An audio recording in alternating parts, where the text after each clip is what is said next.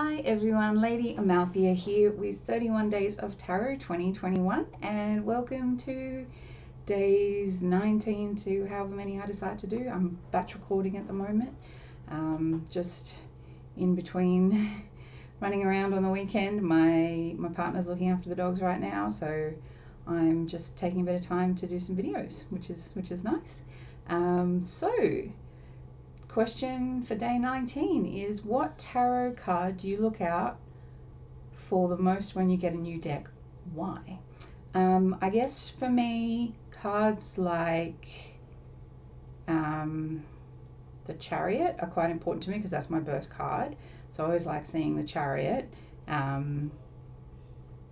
But generally, it's not so much just a single card that makes a deck for me. I want to make sure I vibe with the whole deck. Like, if there's a card in the deck that I really don't like, then maybe I wouldn't get it, but I don't tend to find that. Yeah, generally, I mean, yeah, I will always make sure I love the Chariot card, and I always do. I don't think I have a deck that I use that I don't love the Chariot card in. I'll see if I can find it quickly. I might have shown it on this channel before, but I've been working with the Next World Tarot by Kirsty C. Rhodes, and the Chariot card in this deck is easily one of my favorites. Oh, as is the Lover's card. I really appreciate a good Lover's card and a Chariot card as well. I think I made Lovers is my card for this year. I can't remember. I get confused by numbers. I have dyscalculia. So, I mean, I guess for me, yeah, is it about the vibe of the whole deck? Of course, this card is going to be like way at the back. Here we go. Okay, so I love the Chariot in this deck, the Next World, because it's got miniature colored elephants and a fabulous femme, and like a future space kind of vibe going on. Love it. Love this this Chariot card. Just stunning. And I guess I've also kind of answered day 20 at the same time. If you don't like a specific card in a deck, does it ruin the deck for you? How?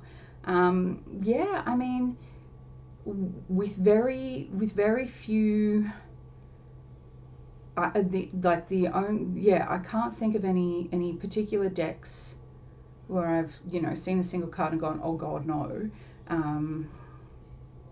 It's generally more of a vibe. I mean, there certainly are decks. Was it the Slow Tarot that the only fat person in the deck was the Devil card, and we were all like, no thank you, because being fat is not bad or evil. But yeah, like, I guess the whole deck kind of has to gel with me for me to really want to spend my hard-earned cash on. I mean, I might not be in love with every single card in a deck, but if I'm gelling with it, then I'd say that's good enough. Day 21, do you read reversals? Why or why not? I do read reversals. I do have one or two decks that do say they're specifically designed not to read reversals, so I don't read them with those. But in decks where, particularly if the back is reversible, like the back of the card, doesn't matter which way you're holding it, I'll read reversals with those. And if the book has a meaning for reversals, then yeah, I'm keen to read reversals.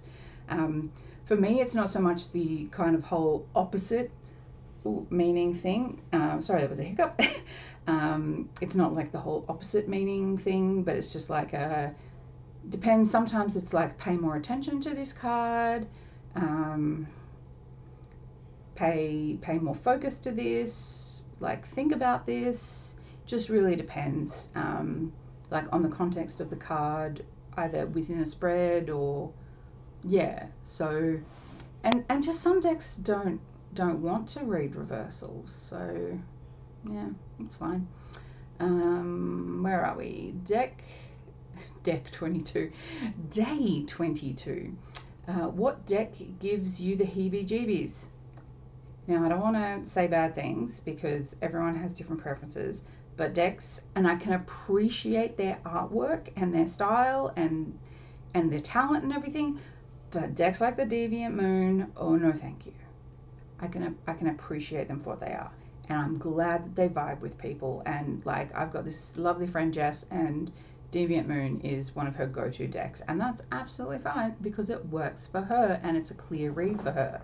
But for me, just no thank you. And the ones, what is her name?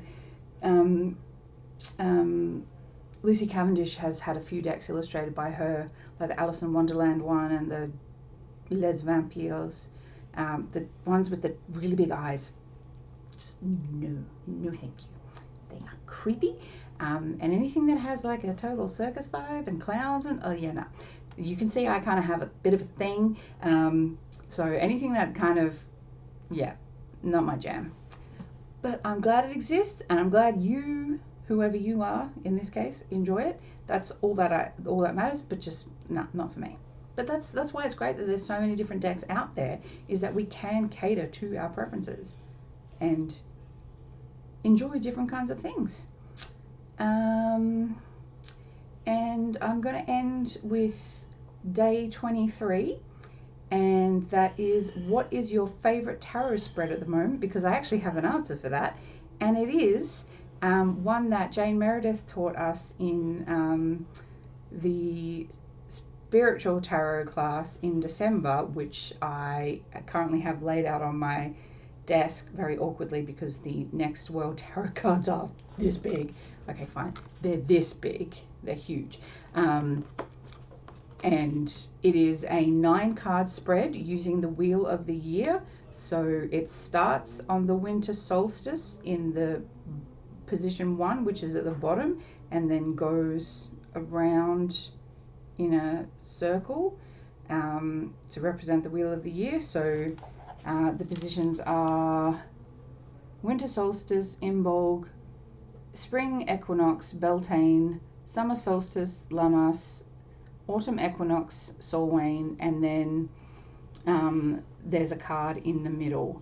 And I don't know, did I write the, oh, here we go. Winter solstice, what is my inspiration? Imbolg, what ideas and projects are beginning for me now? Spring equinox, what changes can I make now? Beltane, what can I learn from my relationships at this time?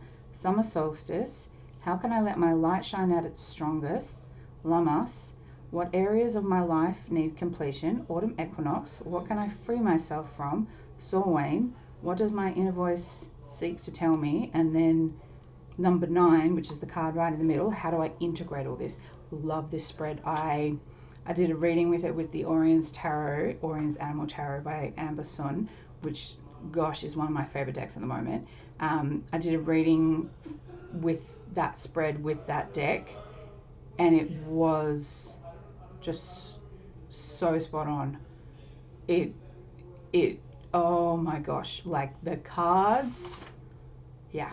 And I used that spread yesterday in the class. I haven't had a chance to interpret the meanings that I've gotten, but there's some interesting things going on here. So I actually think that, yeah, I think it's a really, really great spread. And I think it'll probably, when I do actually use the spread, because a lot of the time I just tend to just throw down cards,